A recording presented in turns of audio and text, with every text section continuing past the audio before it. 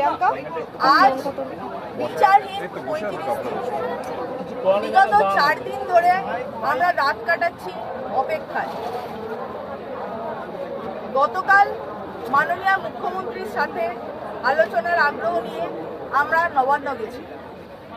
সেখানে কোনো রকম আলোচনা হলো না। এই আলোচনার দিকে তাকিয়েছিলাম আমরা, তাকিয়েছিলেন আপামর পশ্চিমবঙ্গবাসী। আমরা সবাই হতাশ। আমরা আমাদের দাবি দাওয়াগুলো নিয়ে মুখ্যমন্ত্রীর সাথে কথা বলতে চেয়েছিলাম, কিন্তু মাননীয় মুখ্যমন্ত্রী তার পরের প্রেস বিবৃতিতে যা জানালেন তাতে আমাদের কাছে স্পষ্ট যে আমাদের প্রধান দাবিগুলিকে পাশে সরিয়ে রেখে তিনি কেবলই রাজ্যের স্বাস্থ্য পরিষেবা বিষয়ে এবং আমাদের কর্মবিরতি নিয়েই কথা বলতে আগ্রহী। মুখ্যমন্ত্রী বললেন তিনি সরকারি ক্ষেত্রে স্বাস্থ্য পরিষেবার আরও উন্নতি করতে চান, আমরাও তাই চাই।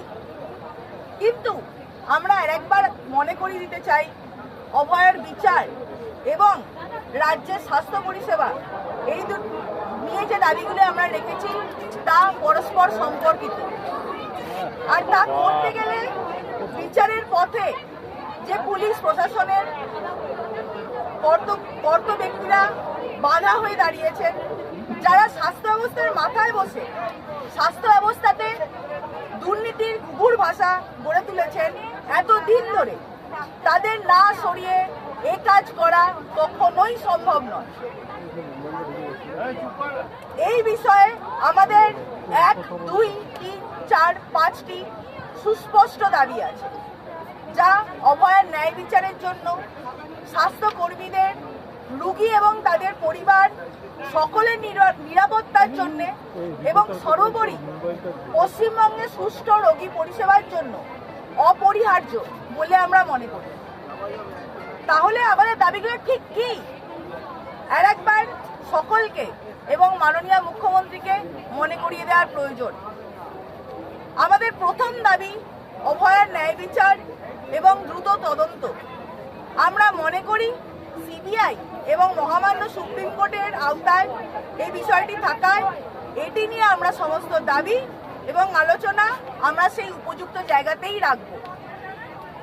সন্দীপ ঘোষ সহ সমস্ত স্বাস্থ্য অধিকর্তা যারা আরজি করের ঘটনাস্থল এবং সংলগ্ন অঞ্চলগুলিতে ভাঙচুরের নির্দেশ দিলেন এবং যাদের নিষ্ক্রিয়তায় আমরা সক্রিয় অংশগ্রহণে রাজ্যের স্বাস্থ্যক্ষেত্রের গভীর দুর্নীতি এবং ভয়ের রাজনীতি বাসা বেঁধেছে, সেই DME, DHS, principal health secretary, যাদের জন্য আমাদের হাসপাতালগুলি এখনো নিরাপদ নয়, এদের সবাইকে WBA-CCA 1971 এর আওতায় এনে ক্রিমিনাল প্রসিডিংস করে শাস্তি দিতে হবে।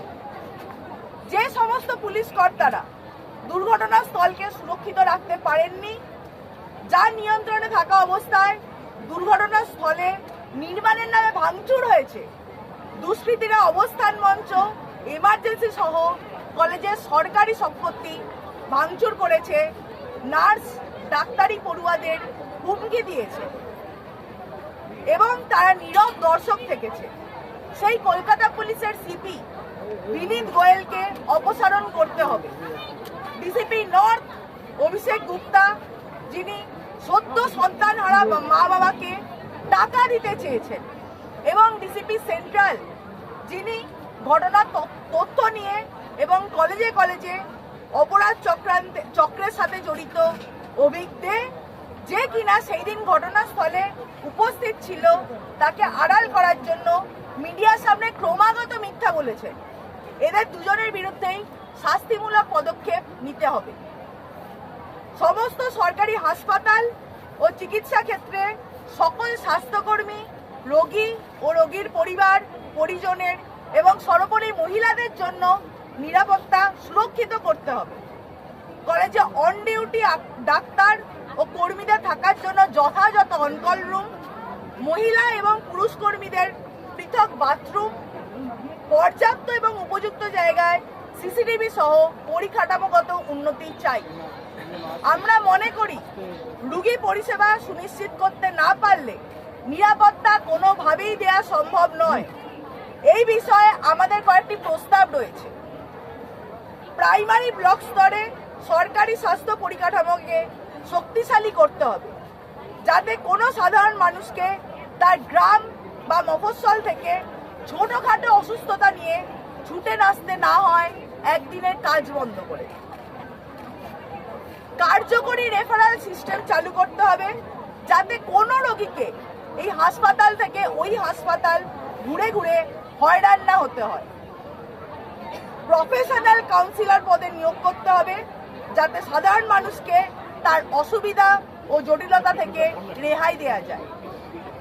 পস 2013 অনুযায়ী কলেজে কলেজে আইসিসি তৈরি করতে হবে, যাতে কলেজে কোনো মহিলার ওপর যৌন নির্যাতনের ঘটনার দ্রুত নিষ্পত্তি করা যায়।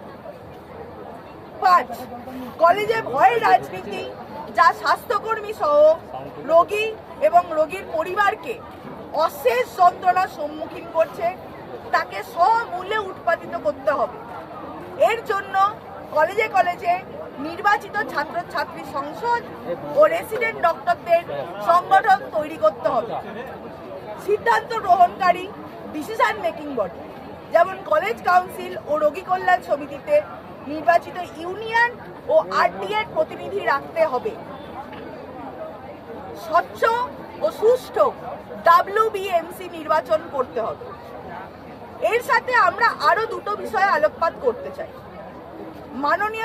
মাননীয় রাষ্ট্রপতির কাছে ইমেল সংক্রান্ত যে খবরটি রটেছে, সেটির ক্ষেত্রে আমরা বলতে চাই, হ্যাঁ, আমরা মাননীয় রাষ্ট্রপতিকে গতকাল সকালে একটি মেল পাঠিয়েছি, ঠিক যেমন গত 9 তারিখে এর আগে আমরা সুপ্রিম কোর্টের কাছেও আমাদের দাবিগুলিকে মেল করেছিলাম। আইনিভাবে ও শান্তিপূর্ণ আন্দোলনের পথে